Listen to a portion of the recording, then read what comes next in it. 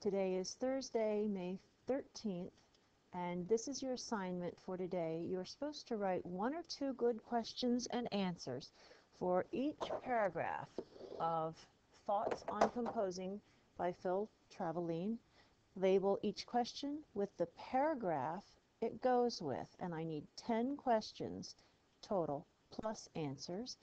Then listen to all the songs on my Mrs. Frampton Music YouTube to prepare for a matching test tomorrow.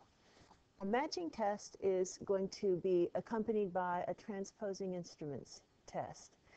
This is the paper that you have to write the questions for. You have that already in your possession. And this is what I told you about the instruments. It's a review. In the clarinet family, you have soprano, B flat, E flat alto, and bass. E flat soprano, B flat, E flat alto, B flat bass. Those are the standard clarinets. The ones that are a little unusual are the A clarinet, which somebody in an orchestra owns an A clarinet in self-defense, so they don't have to transpose a half step. The C clarinet is not as common. So I only know one person who owns a C clarinet, and he bought it because he was tired of seeing orchestra music with C clarinet parts and having to transpose up a step because he only had a B flat clarinet. So he just whips out his C clarinet so he doesn't have to transpose. But that's kind of rare for people to have that, but music does show up for C clarinet. These A and B flat are the most common, and a funny thing that happens is that an orchestra player has those 2 instruments sitting beside their chair, and every once in a while when a song is started, you hear, whoops, wrong clarinet, because they are so similar in size. The A clarinet is just this much longer. It's missing a mouthpiece because they use the same mouthpiece for the B flat and the A clarinet. They're so close in size that players often mistake it, and they hear immediately that they are a half step off from the rest of the orchestra. This is the way you transpose for all of these instruments. There's a written note, and then there is the sound that's produced. And because the sound that's produced is always lower, you have to transpose up if you want the instrument to sound like the rest of the things. C clarinet sounds exactly like written, no transposing. B flat clarinet, if the written note is a C, the sounding note is a B flat, which means the clarinet always sounds 1 step lower than what it's reading on the music. So if you want to write out, for instance, a flute part or a concert part for B flat clarinet, you have to take everything up 1 step for it to sound right. When you take the notes up 1 step, you also have to figure out your new key signature, which will be 1 step higher than the key signature for the concert pitch. The A clarinet is hard because the transposing interval from A to C is a third, but it's not only a third, it's a minor third. A, B, C. So it's very hard to get that established. Once you get your minor third established and your new key, it's fine. The E flat alto clarinet is pretty much a forsaken instrument. You hardly ever use it anymore, so you won't be tested on that. It's the same transposition as the E flat alto sax, but we don't care about that. B flat bass clarinet is very common.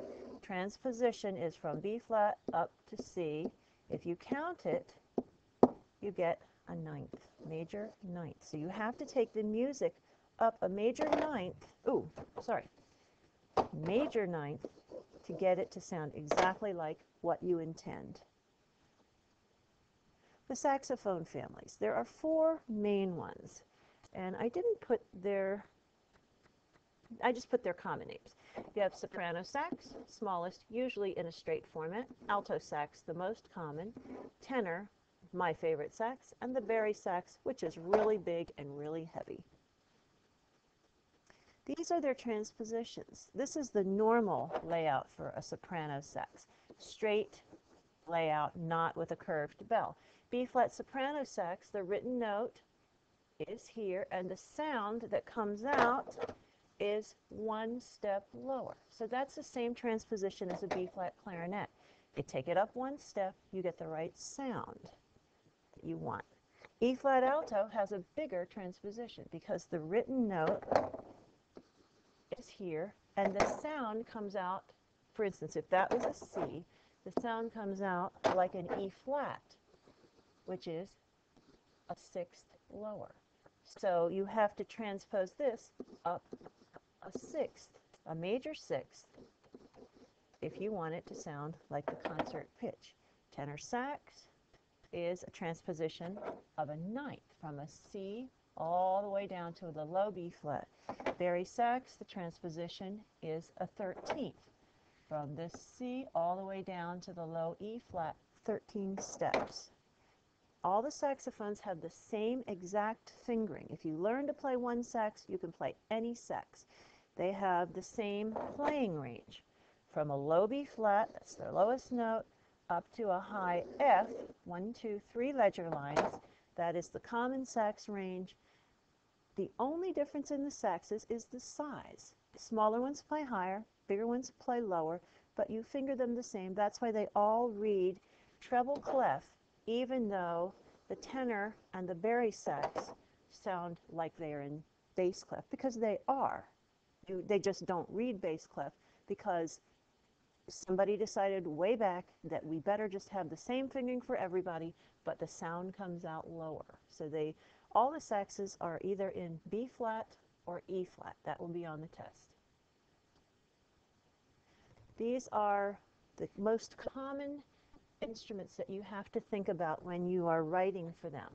First one is the viola. The viola is concert pitched, but it doesn't fit in treble or bass clef. The viola has its own special C clef, and that points to middle C.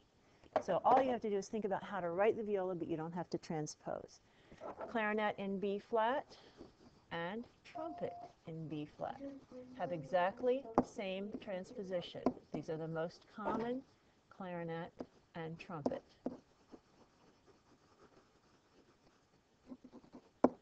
B flat clarinet, B flat trumpet. They sound one step lower than what the written note is.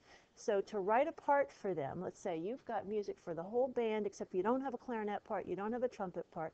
You just take an existing part like the flute, take the note up one whole step, and when they play it, it'll sound down one step where you want it. So the transposition is up a major second for them. Horn. Horn in F. That has a large interval, because if the written note is a C, the sounding note is F. It sounds a fifth lower. So when you write for a horn part, if you're reading from a concert score, you have to write their music 5 steps higher if you want it to sound right with everybody else. Oh.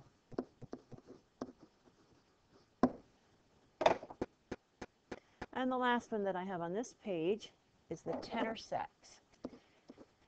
Tenor sax is in B flat. So the sounding note, if the written note is a C, the sounding note is a B flat, but the range, look how far away. It's an octave plus a second, which equals a ninth, a major ninth. So whatever note you want to sound, you have to take that note, go up 9 steps, and write it for the tenor sax, and you'll get the right sound. Okay, that's the review for the test tomorrow. Good luck.